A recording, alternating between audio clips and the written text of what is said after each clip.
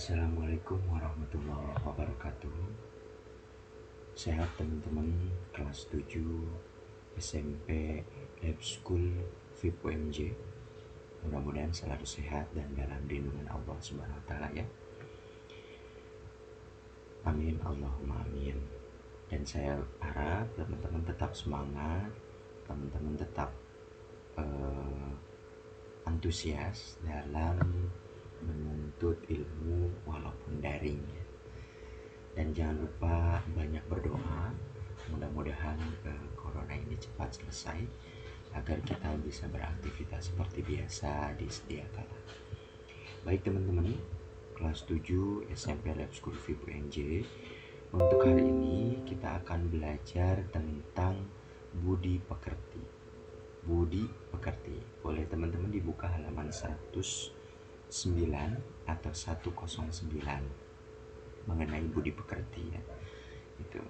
Baik, tujuan pembelajaran kita pada hari ini yaitu pertama mengidentifikasi tentang fabel.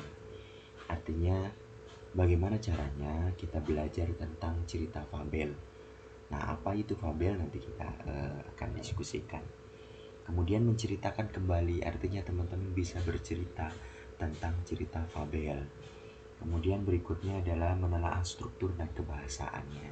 Artinya teman-teman harus bisa paham terhadap struktur teks fabel itu apa. Kemudian yang terakhir memahami isi dan teman-teman bisa membuat cerita fabel. Gitu ya.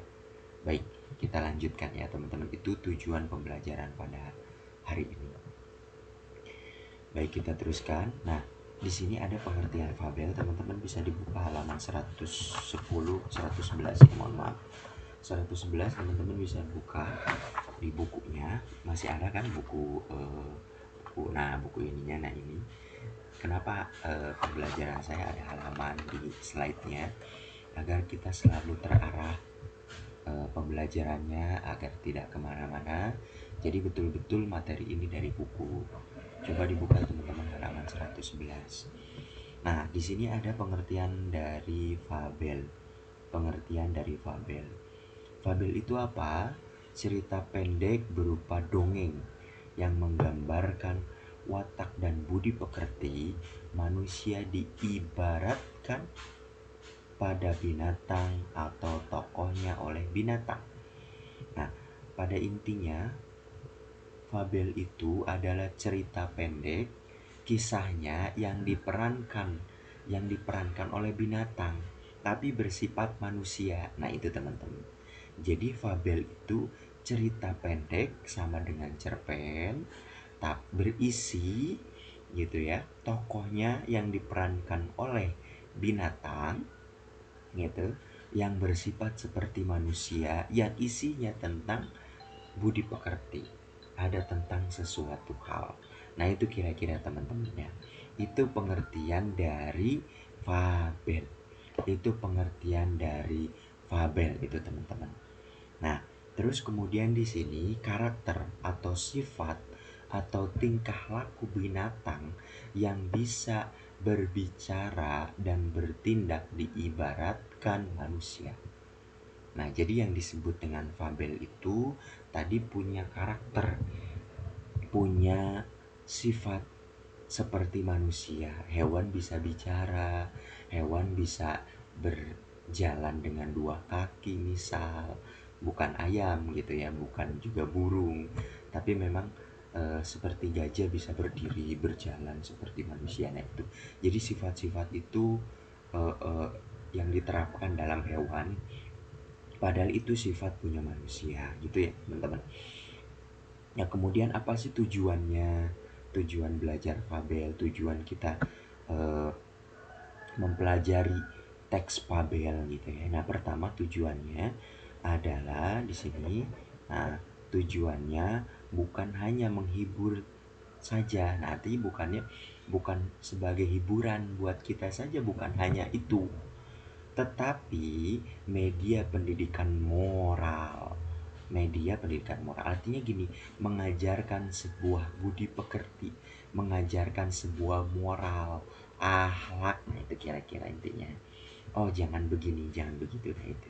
Yang di dalamnya ada nilai luhur budi pekerti. Nah, tadi jadi ada hal-hal, ada sifat yang baik yang harus diikuti. Jadi selain menghibur, nah kita juga harus belajar ya dari budi pekerti itu. Nah, paham ya teman-teman ya. Tadi pengertian, kemudian karakternya seperti apa dari teks fabel, kemudian tujuannya tadi sudah diungkapkan. Baik. Nah, sekarang ciri fabelnya. Ciri teks fabel itu gimana sih? Nah, cirinya itu yang pertama adalah hewan sebagai tokoh utama dapat tindakan seperti manusia. Nah, jadi hewannya itu bisa bergerak seperti manusia, teman-teman. Ya, seperti manusia bisa bergerak, bisa berbicara, bisa tolong menolong. Nah, jadi seperti manusia hewannya itu. Itu ya, teman-teman ya. Kemudian yang kedua, nah ini agak terhalang jadi teman-teman bacanya di buku ya. Yang kedua itu, nah kata lata yang sering digunakan sebagai pembuka. Nah, gitu ya. Gitu. Nah, itu terus kemudian nah di sini bukan itu ya tadi. Hewan sebagai tokoh utama. Nah, tadi udah. Terus kemudian ciri yang berikutnya adalah kata lata yang sering digunakan sebagai pada pembuka.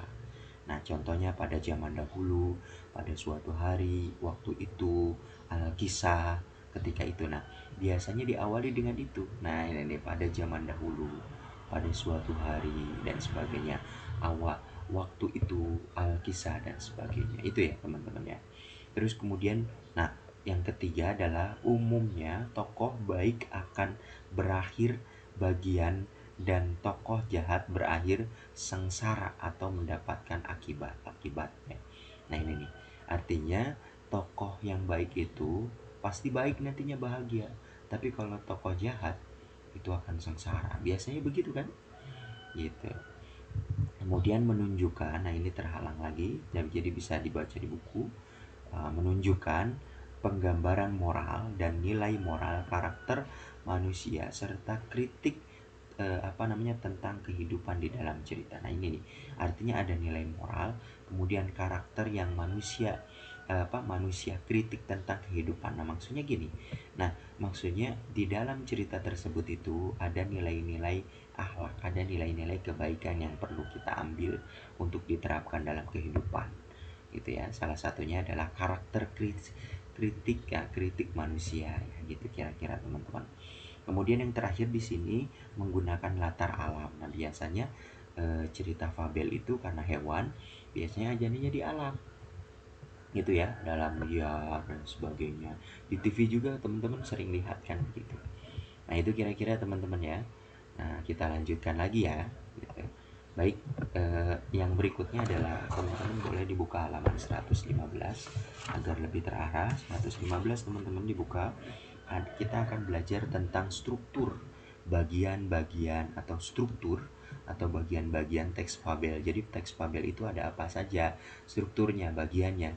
Halaman 115 teman-teman dibuka buku paketnya sambil diperhatikan. Nah, cerita fabel terbagi menjadi dua nih. Cerita fabel menjadi dua katanya. Pertama ada fabel fantasi, ada fabel fiksi ilmiah. Fabel fantasi itu apa? Cerita fabel hanya dongeng yang menggambarkan watak atau budi pekerti manusia yang diibaratkan pada binatang. Nah, jadi ini adalah cerita fabel fantasi. Jadi dongengnya atau wataknya, budi pekertinya manusia diibaratkan binatang. Jadi binatang ada manusia tapi berkelakuannya seperti binatang, rakus dan sebagainya. Ini fantasi, hanya sebagai hiburan. Kemudian ada fabel fiksi ilmiah. Apa ini? Memiliki suatu latar fabel fantasi tetapi dipengaruhi atau mengandung unsur sains dan teknologi yang diimajinasi ke dalam cerita, ke depan cerita binatang. Nah, artinya gini, ada kan cerita kartun misalnya tupai jadi pakai